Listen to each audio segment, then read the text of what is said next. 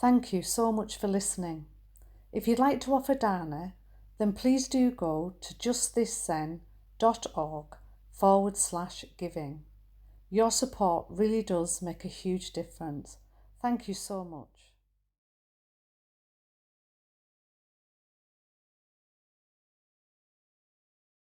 So as I was sitting tonight, I was just thinking of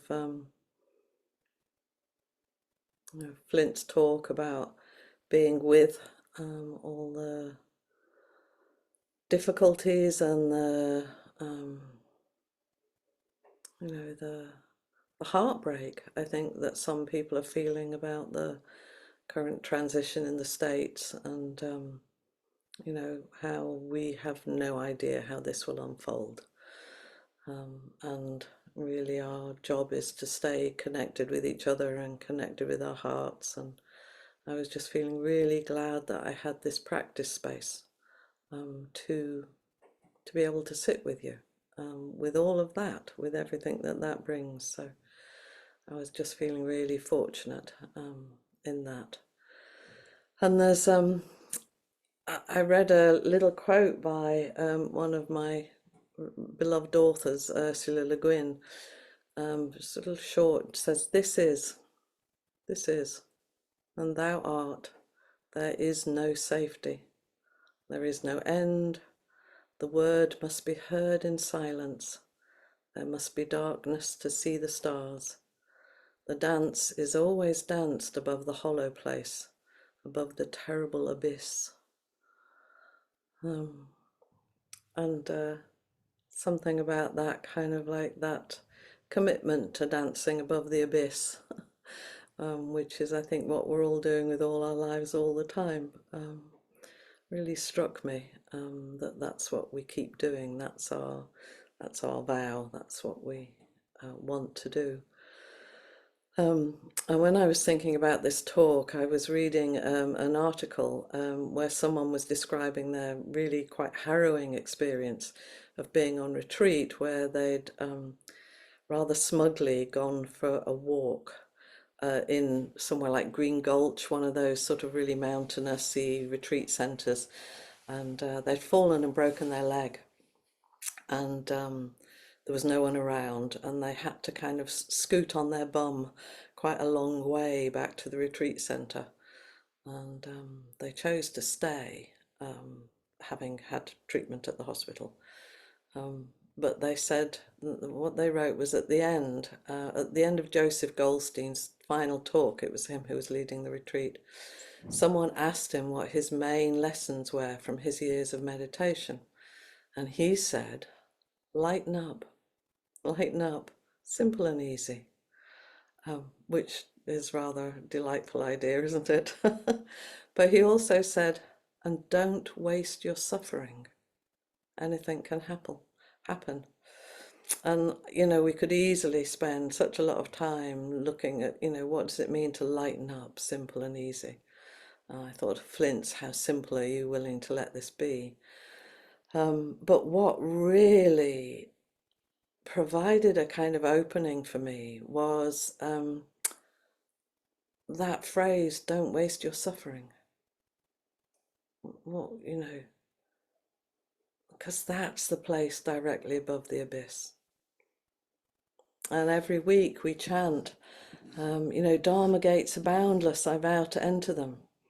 And for many of us, our suffering is the place, the Dharma gate that's presented to us. The Buddha's first noble truth is life has suffering in it. And practice isn't something that's designed to eradicate the Dharma gates, but to continuously open ourselves to their potential for liberation. And I was thinking, what needs to happen for us to welcome life, just as it is. And some of you will know this, but the acronym FOG, is another fucking opportunity for growth. And many of us find ourselves in fogs a lot of the time. But as I was sitting, I was thinking, what would it take to change it to dog, dear, opportunity for growth, or cog, cherished opportunity for growth. You know, what needs to happen for us to move into finding some version of welcome for whatever it is that's happening to us. And these kind of dharma gates, you know, catastrophic things, you know, huge disappointments, pain, loss, disaster, our mistakes, other people's mistakes, you know, they're clearly really painful.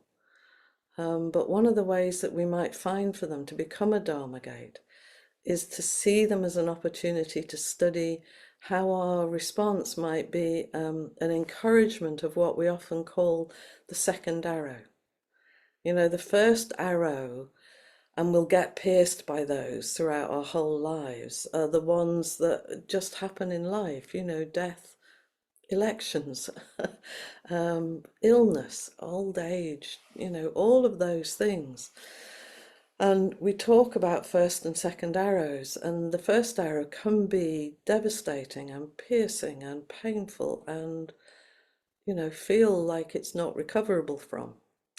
Um, and of course, in the quote at the start, you know, anything can happen, and it does. But the second arrow, the one we kind of dig into ourselves, the one where we kind of make the wounds worse, um, is one that emerges in the kind of narrative that we attribute to the first arrow.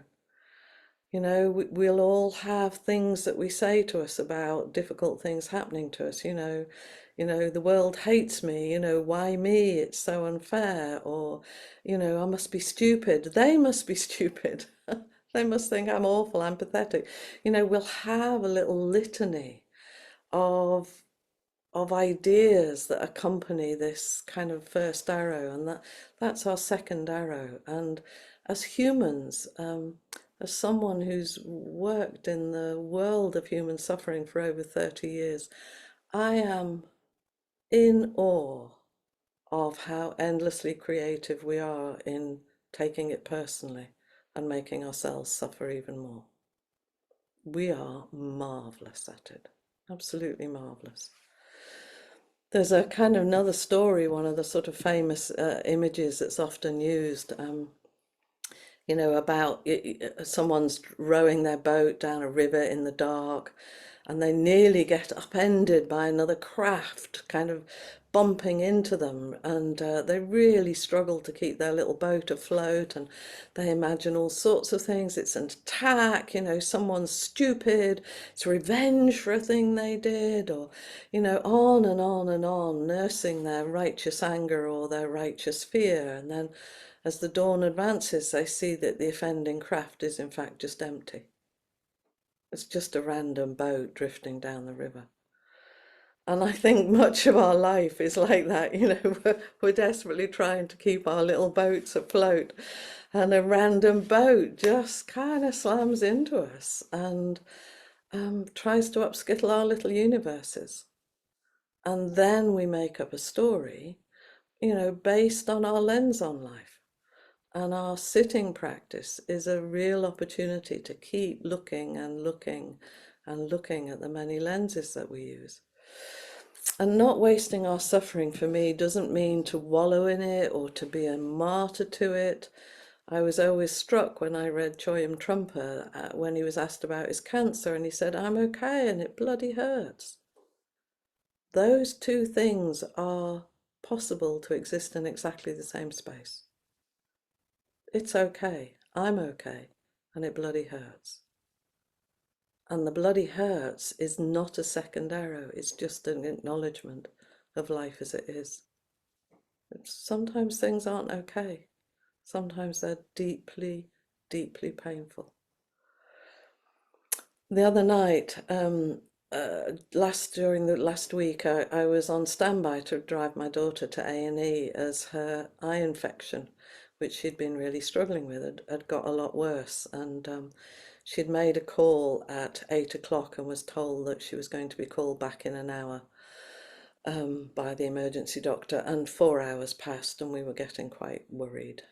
So I decided to drive over to her house at 12 o'clock to take her to A&E. And I actually enjoyed the drive over. You know, the roads were empty, there was a lovely soft rain. I was really enjoying listening to the kind of smoky music of Van Morrison and rather sort of, slightly congratulating myself on my level of chill. We had a deeply abortive trip to the hospital and I took her home, got back somewhat later in the morning. And I realized that I was kind of what I would call chunnering on to myself and anybody who would actually listen about the brokenness of the NHS system, about, you know, for those of us who might remember, I was like, where's Dr. Finlay these days? The old image of the endlessly available GP, who you just go to his house and he'd treat you.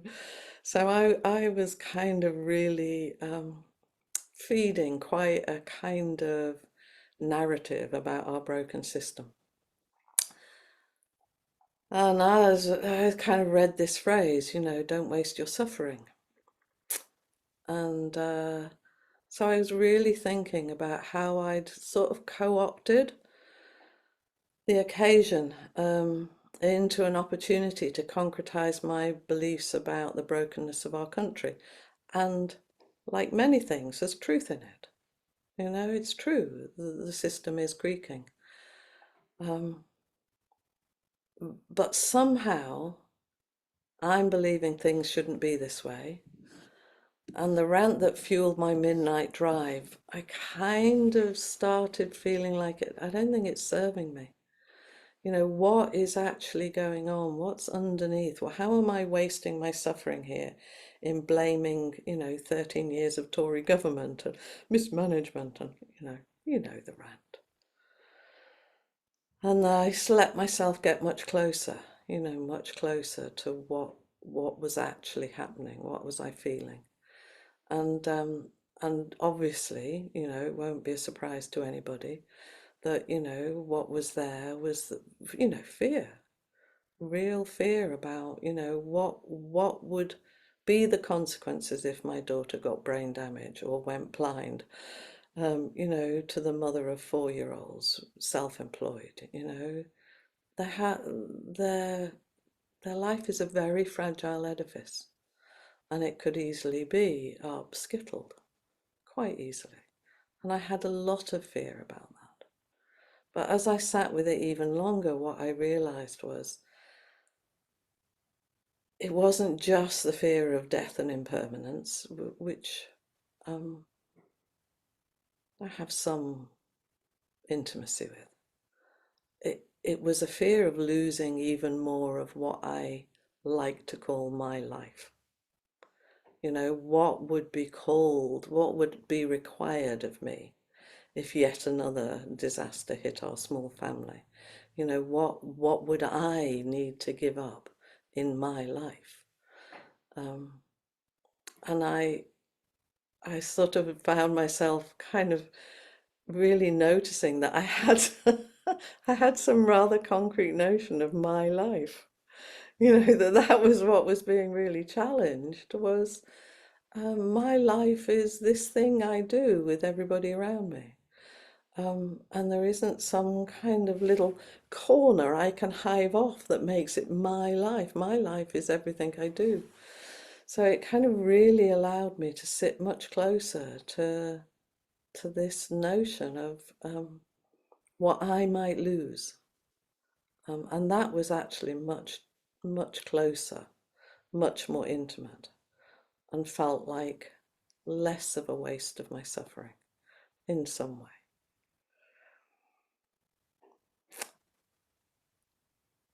I also noticed how much more energizing, and I think something that Flint was talking about, the false security of joining in with the rant with all the other people, but actually we're kind of facing so many of these things ourselves. And then I went to what I think of as an indescribably brilliant concert the other night with an artist who I love and quote sometimes in Dharma talks, Nick Cave. And he's endured the loss of 2 of his children and I was watching an interview he'd given before the concert, which was like someone just putting their soul on the stage for 2.5 hours. It was a real thing to be part of. But he said this: there is the original cataclysmic event that we eventually absorb or rearrange ourselves so that we become creatures of loss as we get older, and that this is part of our fundamental fabric of what we are as human beings, creatures of loss. We are things of loss. And this is not a tragic element of our lives, but rather a deepening element. And that brings incredible meaning into our life. And there's something for me about, he appears not to have wasted his suffering, certainly in an interview. I don't know what he's like in the 24 hours of his life, but certainly there he was talking about not wasting the suffering, but using it to become a fuller and richer human being through it. And that's what I'm really curious about sharing with you tonight. We're going to have an opportunity to meet together, to talk, to be with each other, to have a space. And I'm just so curious about how I waste my suffering, what that means, and I'm wondering if you are too. Whether you have any curiosity about that, or there may be other things that you're feeling curious about. But I'm really happy to meet with anyone who feels like they'd like to do that.